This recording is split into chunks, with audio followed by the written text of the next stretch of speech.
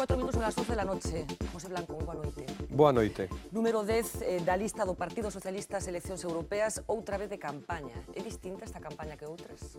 Bueno, é unha campaña distinta, non? Porque se fai nun contexto político distinto e sobre unhas eleccións europeas que teñen máis trascendencia, dentro do meu punto de vista, que nunca, non?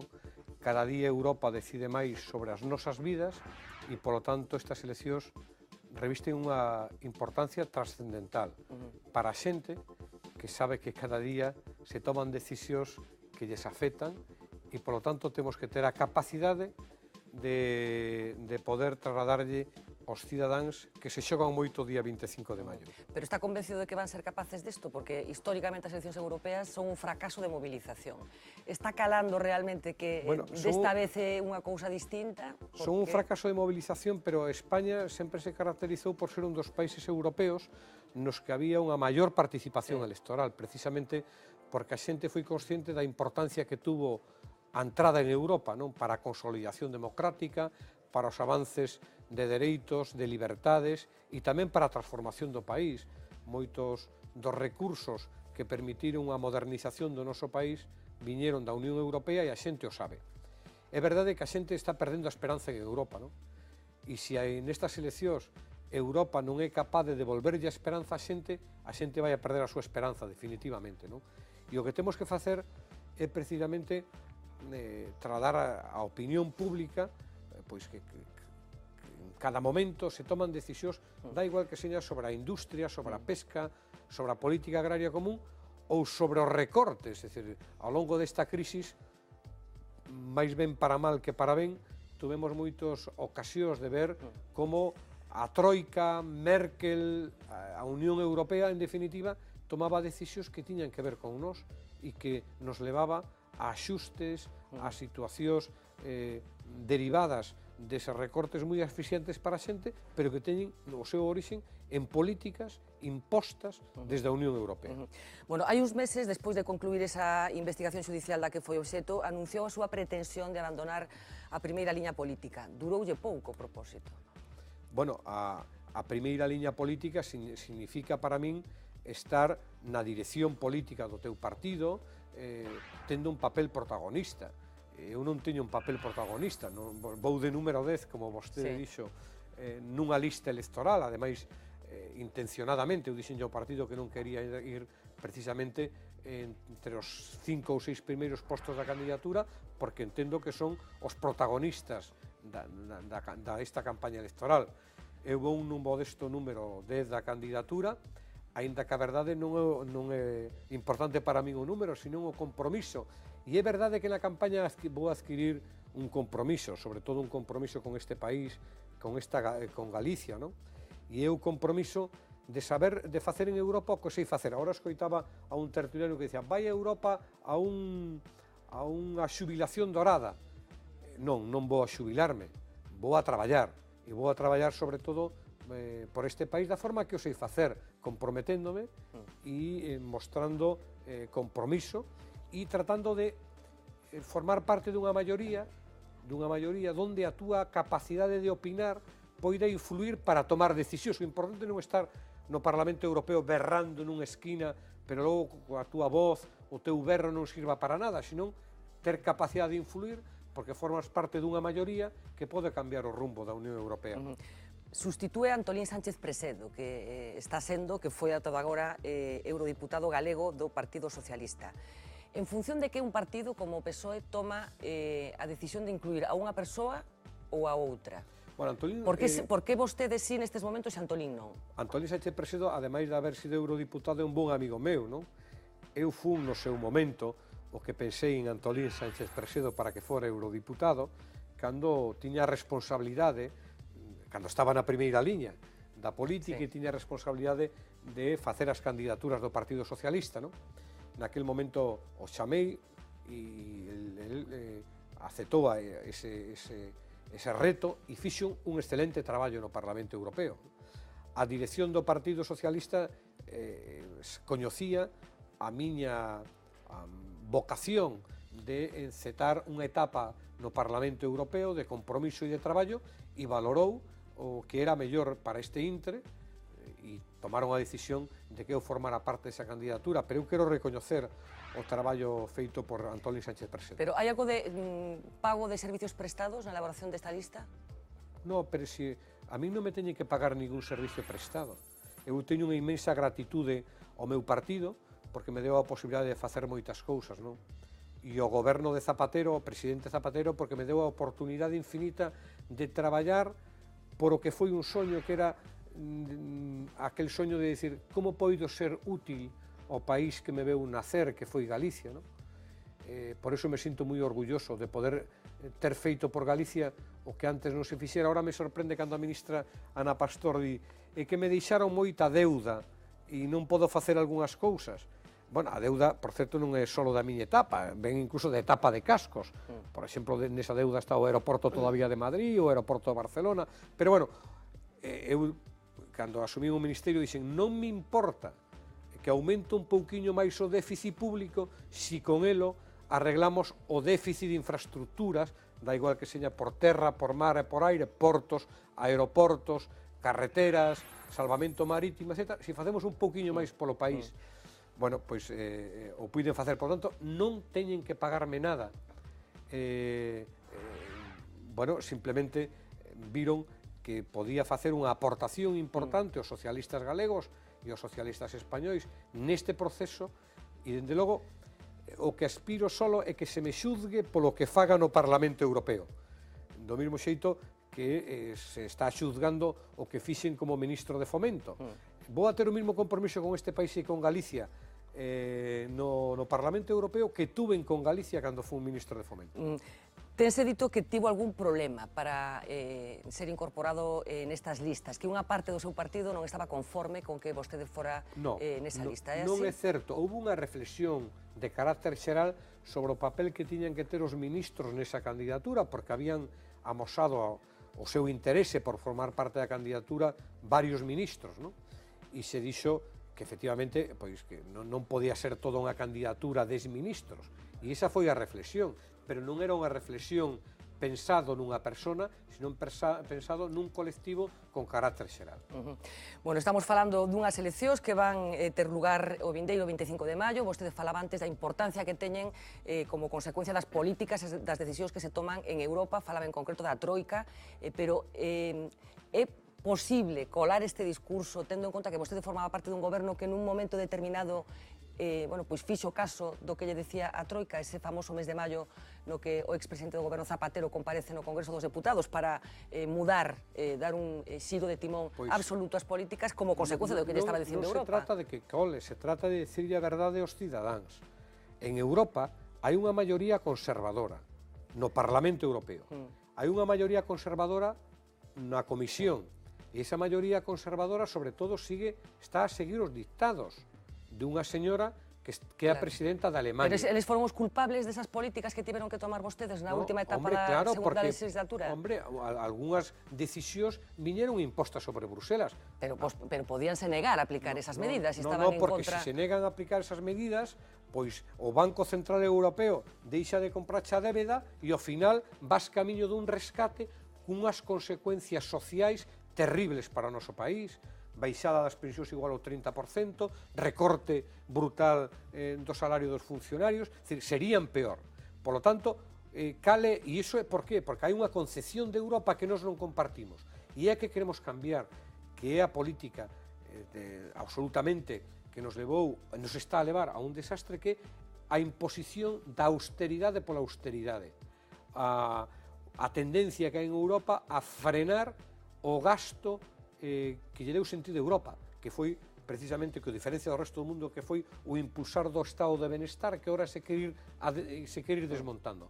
Por tanto, ten que haber un cambio de rumbo, unha maioría distinta europea que non impoña aos Estados membros unhas políticas tan negativas, con tanta incidencia negativa como tiveron no noso país esta política para que se cumplira o déficit. Si se impoñen un obxectivo de déficit e ese obxectivo de déficit resulta que che obliga a facer recortes sociais, pois é indudable que hai que cambiala, e iso, dende logo, é o obxectivo que perseguimos, cambiar o rumbo de Europa. e cambiar o rumbo de Europa para que haxa unha política que volva a darlle sentido ao que foi o Tratado de Roma, o acto fundacional da Unión Europea, unha Europa dos cidadáns, unha Europa que siga mellorando e ampliando o estado do benestar, e non unha Europa que só funcione aditado dos intereses do mercado. De todos os sitios, Merkel está gobernando nestes momentos con socialdemócratas. Parece que pode haber coincidencia tamén nos discursos. No. Merkel está gobernando, hai unha maioría, pero precisamente os socialdemócratas o que están é marcándolle a Merkel camiños que xa nos gustaría que se estiveran marcando noutros sitios. Ahora acabamos de ver, por exemplo, un gran acordo sobre o salario mínimo que impuxeron os socialdemócratas a ese goberno, que xa nos gustaría que se estendese á Unión Europea, que houbera un salario mínimo mínimo para todos os socios da Unión Europea, para os países socios, que dende logo beneficiaría a un país como España. Pero se trata de cambiar o rumbo de Europa e o sentido destas políticas que ademais nos levaron ao fracaso. Lóxicamente estamos falando de Europa porque as eleccións son para conformar o Parlamento Europeo, pero todos coñecemos a afición que ten José Blanco polas enquisas electorais e polo análise demoscópico e inevitablemente o vindeiro 25 de maio vais a facer unha lectura interna dos resultados das eleccións. Acertamos se facemos esa lectura interna? Bueno, decía ahora nunha conversa privada, antes de aquí con periodistas da Voz de Galicia, non?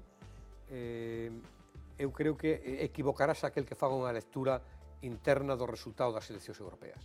Estas son eleccións europeas, e dende logo o Partido Socialista ten as posibilidades de gañar estas eleccións, o dicen as enquisas publicadas e tamén as que non están publicadas, non? Por lo tanto, non o digo pensando... Hai enquisas, como sempre, hai de todo, non? Hai algunhas que falan de empate e algunhas que falan de empate técnico tamén. Bueno, sí, un empate técnico, pero incluso demos por bon o que hai un empate técnico, por lo tanto non estou facendo un análisis por interese de parte. Estamos dicindo que unhas eleccións todavía non empezou a campaña, eu creo que a campaña vai a ser determinante no nivel de participación e, por lo tanto, vai a ser determinante tamén no resultado electoral. Bueno, eu creo que non se poden ler en clave interna, non? É verdade que o Partido Popular e o Goberno de España si as pode interpretar, é dicir, si gana as eleccións dirá a xente validou os recortes en sanidade, o copago, validou que recortara becas, validou que recortara nas pensións, validou que recortara na dependencia, poden facer esa interpretación. Por lo tanto, é bon que non gane o Partido Popular, non? Porque sería darlle a posibilidade de que interpretara que a xente nas eleccións ratificou co seu voto unha política. Aínda que só seña por eso, merece a pena que o Partido Popular, para que reflexione sobre o que está a facer, merece a pena que perda estas eleccións. E o PSOE que ten que reflexionar do que fixo? O PSOE xa fixo bastante reflexión. Como digo eu, tuvemos unha longa etapa de reflexión, de examen de conciencia, de propósito de la enmienda, despois de pasar pola penitencia. E o que está a facer o PSOE é articulando unha alternativa para un momento novo, que é o momento que está a vivir este país. Saliu da conferencia política unhas grandes líneas do que tiña que ser a alternativa despois deste período de reflexión e de penitencia, de propósito de la enmienda, nas cousas que haxa que facer unha enmenda, aínda que é verdade que 2 anos despois do goberno do Partido Popular, eu teño aquí 30 indicadores, non? Podíamos ter máis diante, donde todo está peor, non hai nada que esteña mellor.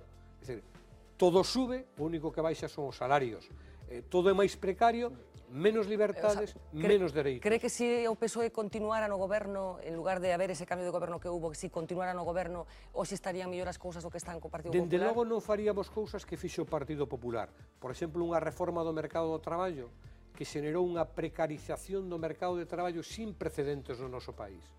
Desde logo non faríamos unha política de recorte de becas como se fixo. Nos, a pesar das dificultades, incrementamos as becas no momento da crisis. Nos, desde logo, non deixaríamos tirados a súa sorte a xente que perdeu a prestación por desempleo, non se lle buscou alternativa. Pero que farían agora, nestes momentos, sabendo que xa saben, para reducir, por exemplo, o déficit público?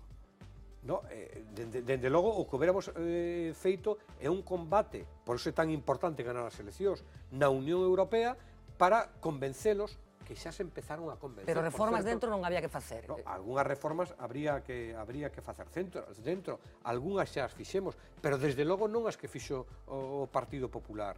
Dende logo non unha reforma do mercado do traballo que o único que está facendo é despidos baratos para logo facer contratos precarios. Dende logo, eso non o faríamos. Entón, a situación de España era responsabilidade da Unión Europea, nada máis, cando vostedes estaban? Cando vostedes estaban no goberno. Vamos a ver, a situación de España deriva, como é unha crise financiera internacional, que ten consecuencias sobre todos os países. Pero en uns máis que noutros. Efectivamente, a iso iba a dicir. Hai unhas debilidades propias. A debilidade propia de España non se xenera nun momento determinado. Por exemplo, nós tiñamos un exceso de sector inmobiliario, o que se chamaba unha burbuja, que, como digo eu, nós temos a responsabilidade, e o dixen algunha vez, de non haber pinchado a tempo a burbuja inmobiliaria.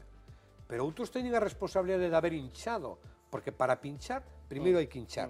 Nos dicen, tiñen que haberla pinchado, sí, pero hai unhos responsables de haberla hinchado.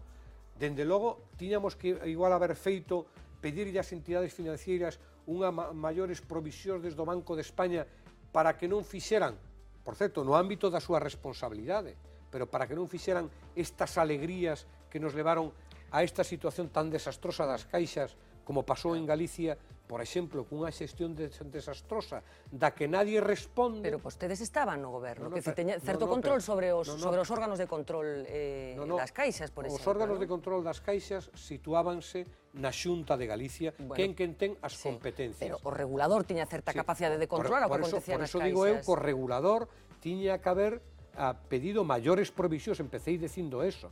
Empecéi facendo autocrítica, pero non tiña a responsabilidade de control, que era o do que estamos a falar agora.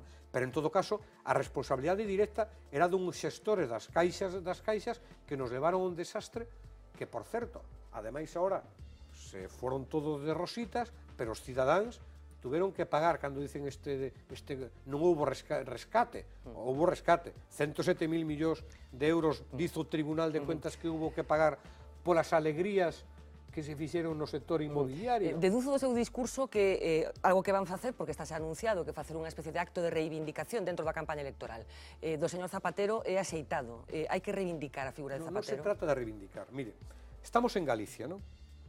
Non houve un goberno na historia de España que fixera unha maior transferencia de renta a Galicia como foi o goberno de Zapatero. En dous capítulos. No capítulo social, as pensións en Galicia se multiplicaron, porque como eran pensións mínimas, e se incrementaron o 50%. Estamos falando de moitos pensionistas en Galicia, pois a verdade é que incrementaron a súa política de rentas.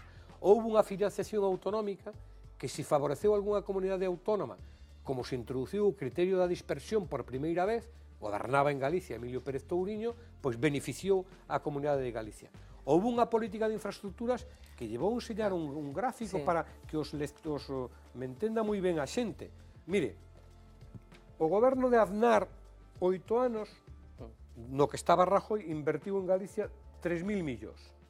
E o goberno de Zapatero, 8 anos, escasos, invertiu en Galicia 8.196 millóns. Por certo, o goberno de Zapatero 8 anos. Deses 8 anos eu fui ministro 2 e medio, 4.000 millóns en 2 anos e medio durante a miña época como ministro.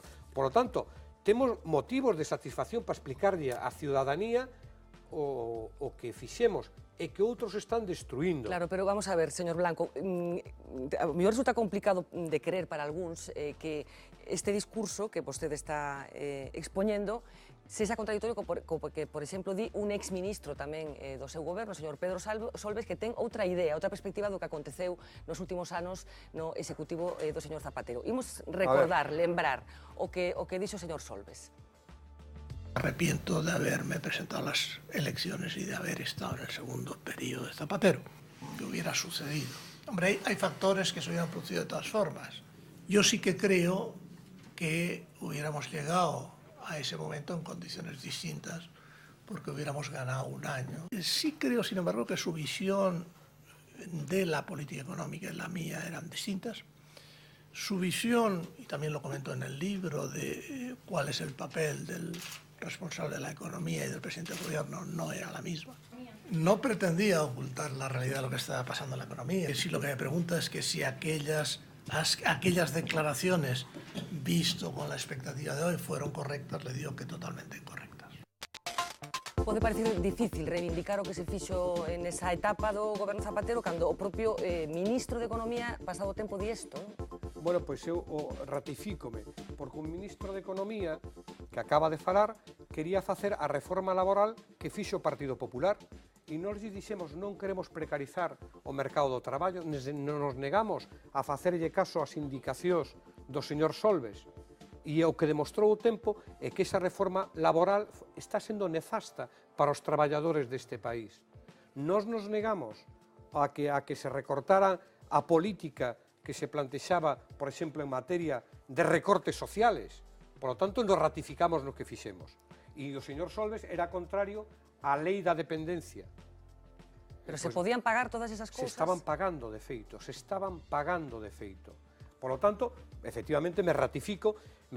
O que me sorprende é que nesa declaración, por exemplo, non dixera nada da súa responsabilidade, porque, claro, a burbuja inmobiliaria sabíase.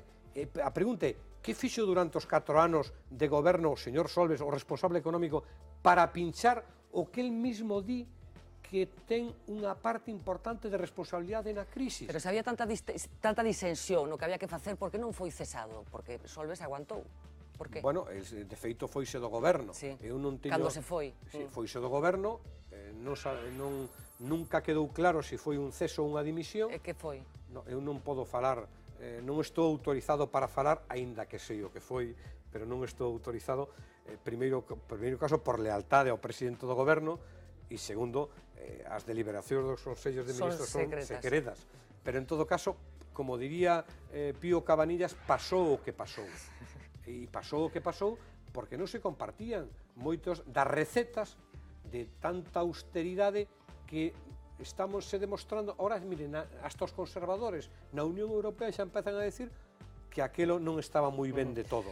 Por onde igual tiñamos razóns os que plantábamos cara precisamente a unha visión máis liberal do que se tiña que facer. Escoitábamos a Pedro Solbes, pero algo está pasando no seu partido, no Partido Socialista, porque non é a única voz discordante co que aconteceu naqueles anos do chamado zapaterismo. Hai unha persoa que de vez en cando ven por aquí, que tamén está no Partido Socialista, que no seu momento tivo un cargo de responsabilidade, foi alcalde do Concello da Coruña, foi enviado a Roma, como todos sabemos, ao Vaticano, e últimamente di estas cousas de vostedes. Me sorprende que sempre que veño aquí, vostede quería facer unha causa xeral contra o goberno de Zapatero, en lugar de falar do goberno do PP. Pero podemos falar do goberno do PP cando queira, pero podei preguntarlle. Poderá falalo. Pero fai 2 anos que deixamos de falar. A pregunta que me vai a facer do señor Paco Vázquez xa me fixo na última entrevista. Pero que volveu falar do asunto, así que imos ver o señor Paco Vázquez. Moi ben.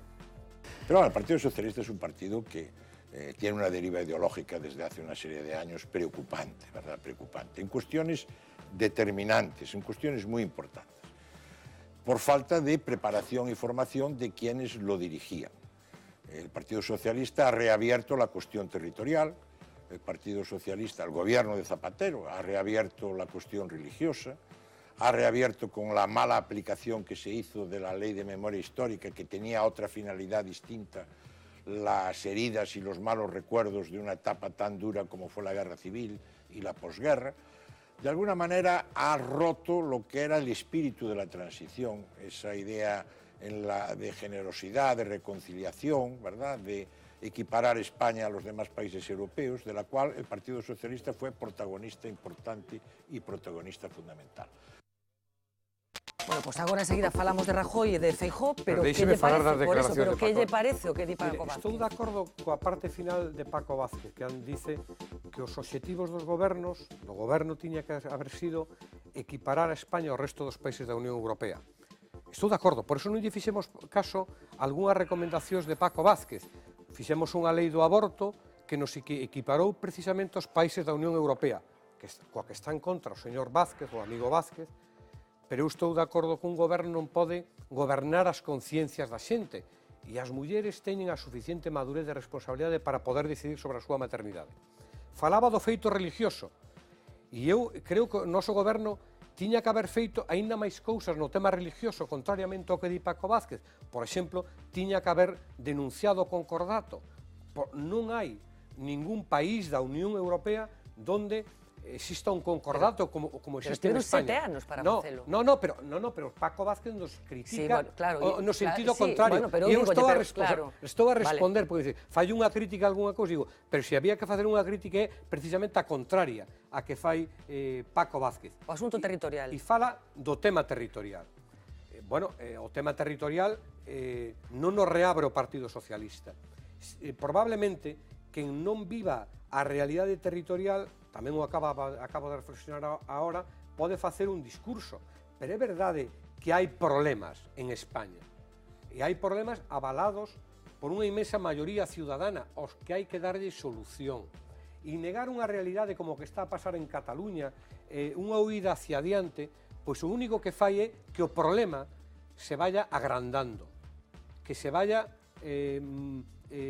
convertindo nun problema maior. Precisamente, mire, nós tiñamos un desafío cando asumimos o goberno de España, que era o plan Ibarretxe. E o goberno de España foi capaz de desactivar o plan Ibarretxe. Foi capaz de desactivalo. Ese mismo desafío existe agora. O señor Vázquez non fala deso. E o goberno de Rajoy, vamos a ver se é capaz de desactivar o plan MAS, para saber se estuvo a altura intelectual e de preparación que estuvo o goberno de Rodríguez Zapatero dando unha resposta democrática, pero desactivando un problema. E, por certo, acabando definitivamente coa gran lacra que tiene este país. Mire, solo o goberno de España, nun país dunha conciencia democrática profunda, de sentimentos profundos, un goberno que houbera acabado co terrorismo, houbera sido suficiente para que tuviera o reconocimiento amplio da ciudadanía. Pero aquí todo pasa moi deprisa. Xa nos olvidamos de que tiñamos unha amenaza terrorista e xa nos olvidamos de que foi o goberno de Rodríguez Zapatero, precisamente, o que desactivou esa amenaza. Non quero dicir con isto que o goberno de Zapatero non cometera algún erro. Falei antes da burbuja inmobiliaria, falei antes do papel que tuvo que ter o Banco de España. Bueno, algúns errores cometemos, pero eu estou moi orgulloso de pertenecer a un goberno que ampliou dereitos, que ampliou a política social, que ampliou a política de becas, que ampliou os recursos para a innovación, que modernizou as infraestructuras do país como nunca se habían feito, moi satisfeito. Errores e acertos, pero para min predominan os errores sobre os acertos. E entón, que lles pasa este grupo do Partido Socialista? Falo de Francisco Vázquez, pero hai máis xente que está un pouco nesta liña, por exemplo, o señor Rodríguez Ibarra, probablemente, por exemplo, o expresidente da Comunidade de Madrid. Por que? Porque están dicindo as cousas que dicen. Probablemente hai persoas que non evolucionan no grado que evoluciona un país, e iso os leva a estar anclados en posicións nostálgicas, pero pensar, por exemplo, no tema do aborto, onde hai unha manifestación moi clara de que este avance que se produce na liña da Unión Europea é un feito trasnoitado e que iso rompe reglas de xogo, eu creo que precisamente o trasnoitado é quen plantexa un debate. Mire, eu son creyente, e a min non me molesta que haya unha lei do aborto, alá cada un coa súa conciencia. Se unha persona é creyente e non quere abortar, nadie ten por que impoñernos a súa conciencia a través dunha lei, gobernar as conciencias da xente. Non é posible. Por lo tanto, algunhas persoas tiñan que pensar se o seu pensamento está acorde á sociedade do século XXI e o que pasa nos países do entorno. Fíjese, aquí criticouse moito tamén por algunha destas persoas a lei de matrimonios entre as mesmas persoas, homosexuales. Bueno, se criticou moito no seu momento. Hoxe está copiándonos todo o mundo. Vímolo en Francia, vímolo ahora mismo en Gran Bretaña, vímolo en países latinoamericanos.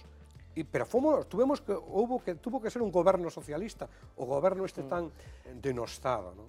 O que impulsou, por exemplo, esa legislación, ¿no? Tamén en contra había voces como as que acabamos de escoitar. Pois falemos un pouquiño de Rajoy, porque decía que ten por diante o desafío de estar á altura do que está acontecendo en relación con Cataluña. Que cree que vai pasar no mes de novembro? Que se vai celebrar algún tipo de consulta?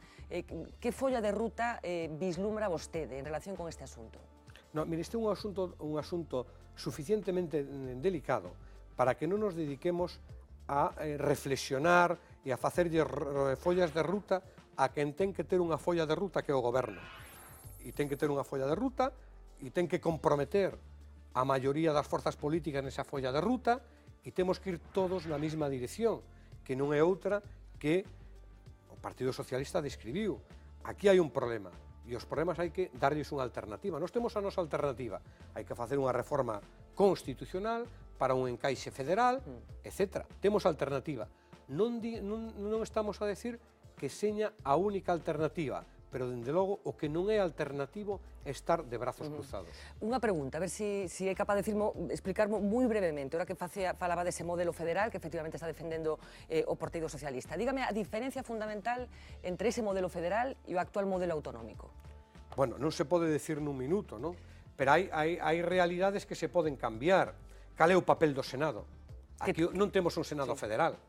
É dicir, o Senado é unha cámara de segunda lectura, pero non é unha cámara donde seña representación territorial e donde poida ter un maior encaixe precisamente as comunidades autónomas. Pero competencias, reparto de competencias distinto actual? Bueno, podía haber un reparto de competencias, podía haber singularidades específicas en algún territorio, é dicir, o que non podemos, España non é uniforme, e de feito os que fixeron a Constitución o tiveron moi claro, diferenciaron as comunidades autónomas, precisamente porque non quixeron uniformizar España, e precisamente hai elementos singulares de cada territorio que se poden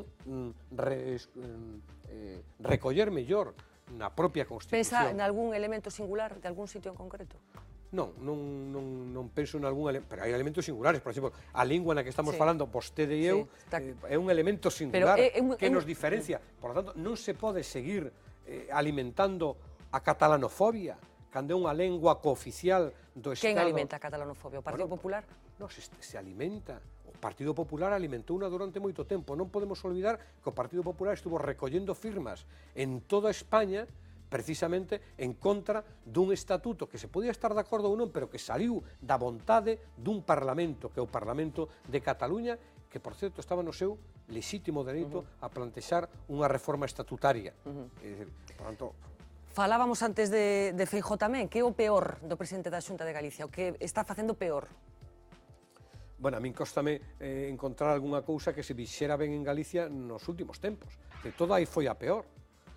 Estou facendo votos todos os días para que incluso a nova decisión que se plantexou alternativa, que aínda que di que non tuvo nada que ver, todo o mundo sabe que influiu ou que era a súa preferencia para a solución final das caixas, despois da fusión aquela que nos impuxeron e que parecía que iba a resolvelo todo, bueno, pois se nos dixeron unha serie de cousas, que iban a garantizar o empleo da xente, que en 3 meses iban a resolver o tema das preferentes, pasaron xa 3 meses, non?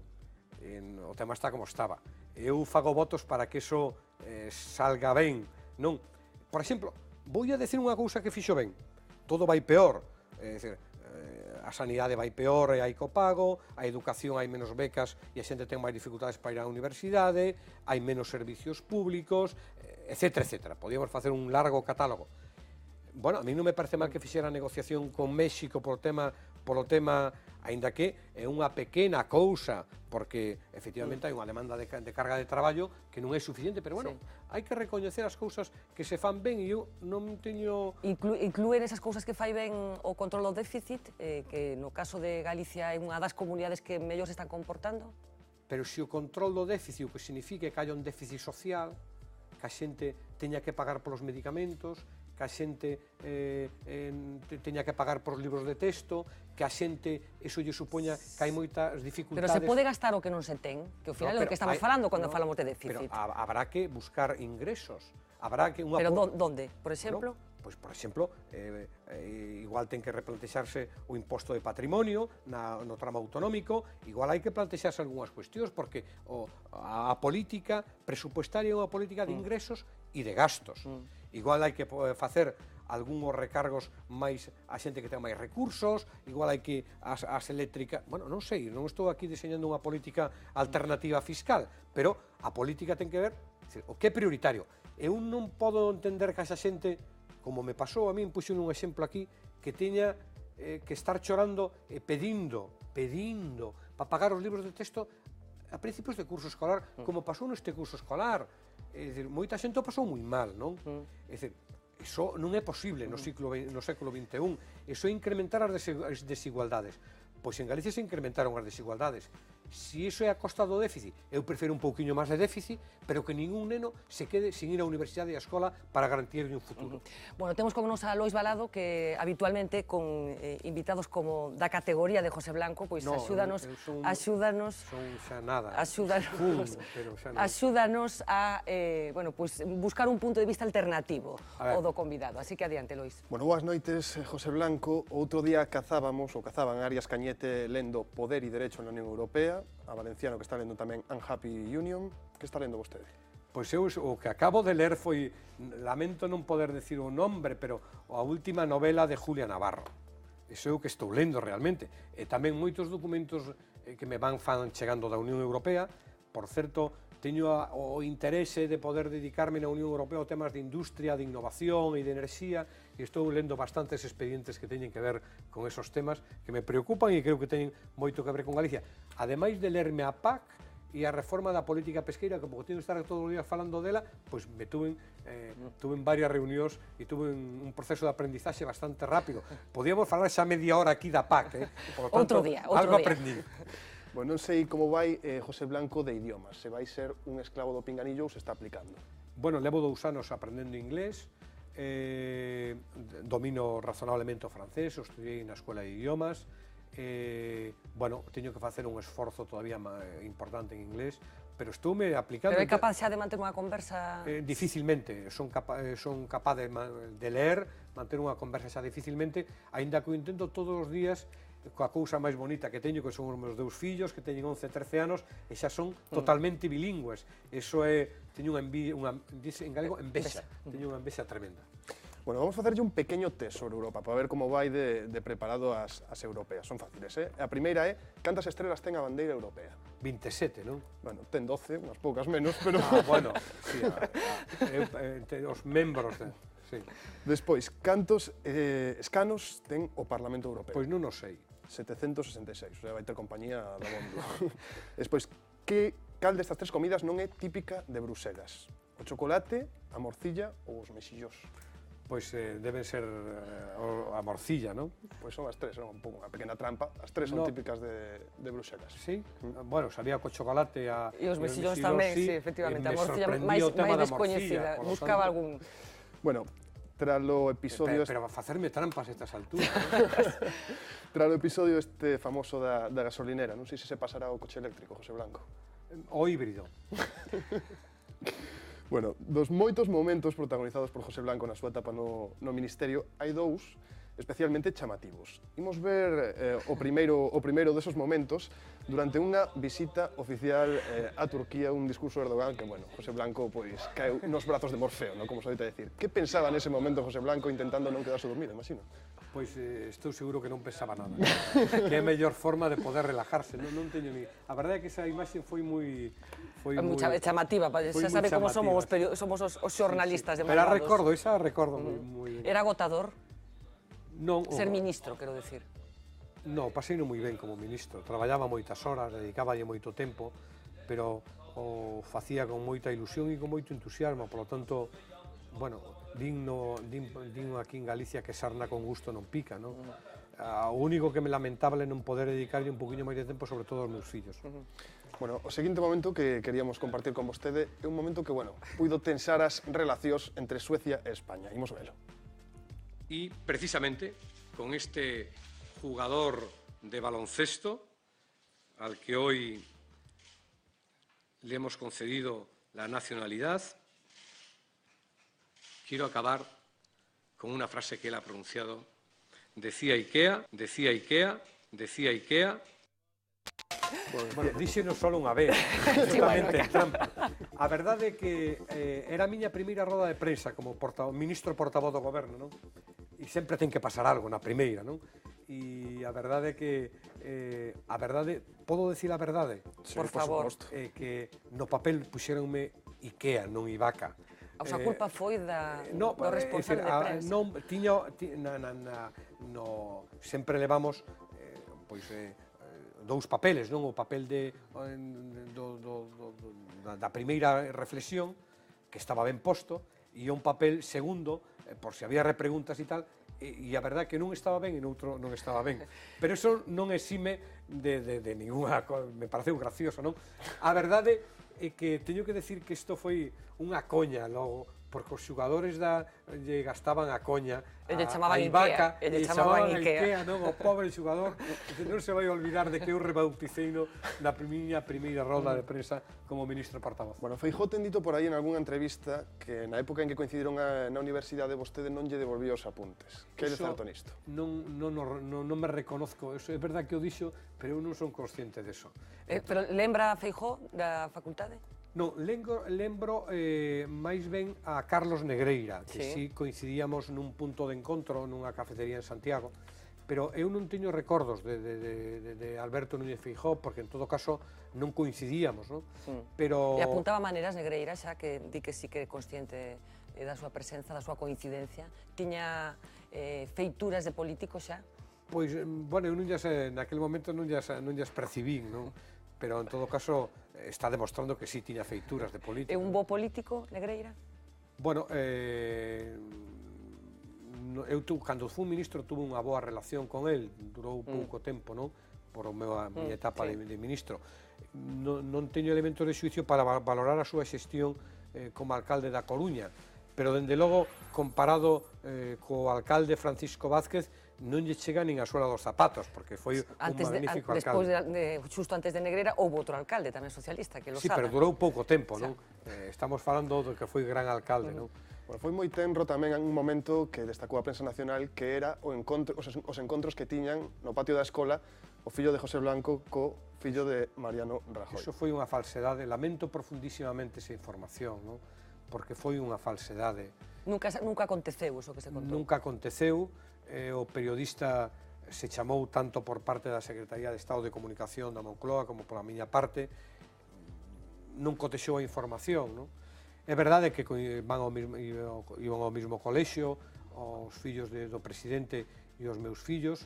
O meu fillo ten unha diferencia de idade co fillo de Mariano Rajoy, polo tanto non podía coincidir nin no curso, nin no grupo, nin nada, e eu lamentei profundamente aquelo, non? Porque ademais viña a decir que o meu fillo o insultaban e que o presidente Rajoy o fillo foi a consolar, e a verdade é que se de algo me sinto absolutamente satisfeito é que os meus fillos nunca tuveron nin o máis mínimo problema con ningún compañeiro de curso, nin de colexio. Como consecuencia da súa actividade pública, digamos. Como consecuencia da miña actividade pública, aínda que parece increíble, é certo, e polo tanto, eso, para mí non hai diñeiro que o pague, por eso me molestou tanto aquela información que nin siquiera quixen que se desmentira para non volver a falar de ela, non? Pero si o periodista recoñeceu que non había contrastado. Ciencia ficción, entón. Bueno, xa para rematar, non sei se pediu xa o día libre en Bruselas para ir ao San Froilán este ano. Pois non sei se como coincide o San Froilán, eu sempre vou ao San Froilán, pero o San Froilán entre o 4 e o 12 de outono, non? E, polo tanto, malo será, home, que non poida ir comer o pulpo. A verdade é que os podo invitar incluso a comer o pulpo. Bueno. Pulpo, polvo. Hai unha discusión. Sí, eu non me gusta nada decirlo porque sempre ten unha lectura perversa, non? Cal? Diz, vou comer o polvo. E a xente de Madrid dice, pero isto é que di o polvo, non? Pero importalle moito que pensemos de Madrid con respecto... Non, pero sempre está suxeto a hai que facer aclaracións. Exactamente. En fin, José Blanco, un auténtico placer que nos acompañan esta noite. Teremos ocasión seguro de volver a falar de aquí a esas eleccións que van ter lugar en maio, nas que efectivamente coincidimos, nos xogamos moitísimo máis do que probablemente moita xente pensa. Moitas gracias. Moita sorte. Bueno, imos facer conexión, como sempre, co plato de informativos. Atentos porque estamos pendentes da saúde dun expresidente da Xunta de Galicia, Uxía Rodríguez. Adiante. Pues efectivamente, Fernanda, porque comenzamos este repaso con una noticia de última hora. Gerardo Fernández Albor se encuentra ingresado por una neumonía. El que fuera presidente del primer gobierno autonómico de Galicia está en la clínica compostelana La Rosaleda desde principios de esta semana, aunque este hecho no había trascendido hasta ahora. Su familia ha confirmado el ingreso hospitalario, pero también que el político de 96 años evoluciona favorablemente. Señalan que la vida del que fuera presidente de la Xunta entre 1982 y 1987, apoyándose en hombres como Xosé Luis Barreiro Rivas o Mariano Rajoy, no corre peligro. Galicia, Cataluña y País Vasco son las únicas comunidades autónomas que se salvarían si se aplicase el plan del exministro de Industria, Miguel Sebastián. El socialista se ha declarado admirador de las reformas territoriales propuestas en Italia y Francia y ha abogado por hacer lo mismo en España. Su propuesta pasaría por mantener solo las 3 autonomías históricas y diluir las demás. El objetivo, por no variar, reducir el gasto público. Eso sí, ha reconocido que ningún otro político español piensa como él. Y de la ocurrencia de un exministro al revés, que hoy ha sufrido otro. El Tribunal Supremo se ha pronunciado para decir no al indulto que pedía Jaume Matas. El expresidente de Baleares solicitó la medida de gracia para evitar entrar en prisión, para sortear la condena de 9 meses de cárcel por un delito de tráfico de influencias que no podrá sustituir por una multa. Hoy el tribunal le ha contestado destacando el rechazo social que provocan los delitos relacionados con la corrupción política. La condena a 1 año de prisión ha convertido a Silvio Berlusconi en un hombre de lo más solidario, tanto que quiere pagar su deuda con la justicia haciendo trabajos sociales en una residencia de ancianos. Eso le evitaría 2 opciones peores: entrar en la cárcel o ser sometido a arresto domiciliario, algo que le impediría hacer campaña por su partido de cara a las europeas. Precisamente lo que Berlusconi quiere evitar a toda costa. Como si el propio Berlusconi hubiese escrito el anuncio. Atención a esta demanda de empleo. Se busca azafata morena de unos 70 de altura y talla 95 de pecho como mínimo, para trabajar en el Salón del Cómic de Barcelona los próximos días 16, 17 y 18 de mayo. Una oferta publicada en el portal web jovalia.com, salario 140 euros. Después de las denuncias de sindicatos y del revuelo en Internet, el anuncio acaba de ser retirado. El Salón de Cómic niega haber ofrecido el puesto y estudia emprender acciones legales contra la empresa que publicó esa oferta sexista y denigrante. Y de una publicidad polémica a otra ilegal. La policía alemana ya ha arrestado a 2 neonazis que difundían su ideología de extrema derecha en la puerta de los colegios. Para que fuese más fácil acercarse a los niños, se vestían de esta guisa. Hola a todos, yo suelo estar aquí recordando De recuerdos. monstruo de las galletas, ataviados con el disfraz de Triqui, repartían entre los niños folletos que decían «Ser alemán mola». La policía encontró más tarde material neonazi en los ordenadores de los detenidos, material sospechoso de ser utilizado para adoctrinar a niños. Por ejemplo, un cuadro de Hitler junto al monstruo de las galletas. Siglo XXI, Fernanda, y lo que hay que ver todavía. En fin, pues aquí estamos preparados para ver cualquier cosa. Gracias, Susía. Estamos aquí solitos en el plató de Vía V, pero a pesar de todo seguimos asistiendo a nuestro compromiso con ustedes y con el humor, porque hoy es jueves y los jueves ya saben que repasamos a modo de humor lo que por aquí pasó durante la última semana.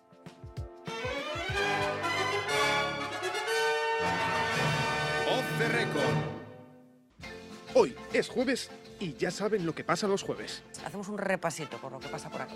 Esta semana conocíamos que Julio Sequeiros está en la cresta de la ola tecnológica, tras desvelarnos que él es usuario habitual de esas modernísimas máquinas llamadas cajeros automáticos. Es decir, yo soy cliente de cajero desde hace muchos años y desde luego en un minuto yo no soy capaz de hacer nada, ¿no? Alucinante. El tertuliano, mitad hombre, mitad máquina. Recordamos también que aquí cada uno dice lo que quiere. Es una tía mucho más lista de lo que la gente media se cree. Culta no, lista sí. Estoy hablando del... Yo he dicho lo que quise decir, líder obrero. Porque He dicho lista. Te faltó amado líder obrero. Y también hubo susto mayúsculo tras un nuevo expediente X en nuestra mesa. Esta vez se trató de escalofriantes psicofonías. Lo que sí me gustaría, lo sabremos dentro de unos días. Bueno. O eso creímos porque al final se trataba de un catarro. Y cuando uno está acatarrado, es básico chequear que todo esté en orden dentro de nuestras fosas nasales. Porque estar sanote es básico para no desfallecer en medio de un argumento. Que no se les respeta. ¿De qué están hablando? O sea, ¿de qué? Que no se les respeta. ¿De qué están hablando? O sea, ¿de qué?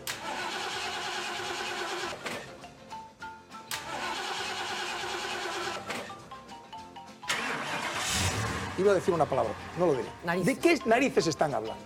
Por cierto que esta semana descubrimos al José Manuel Baltar más íntimo, un político con una sensualidad casi involuntaria.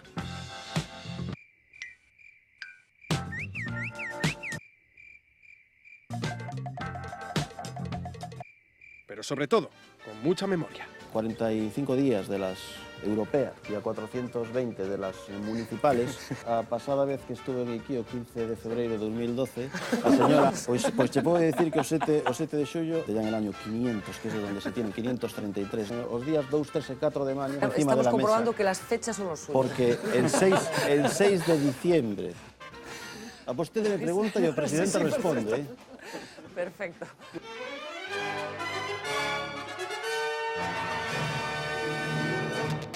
En fin, cosas que suceden aquí habitualmente en este plato. Nos vamos, regresaremos enseguida. Mientras tanto, sean felices.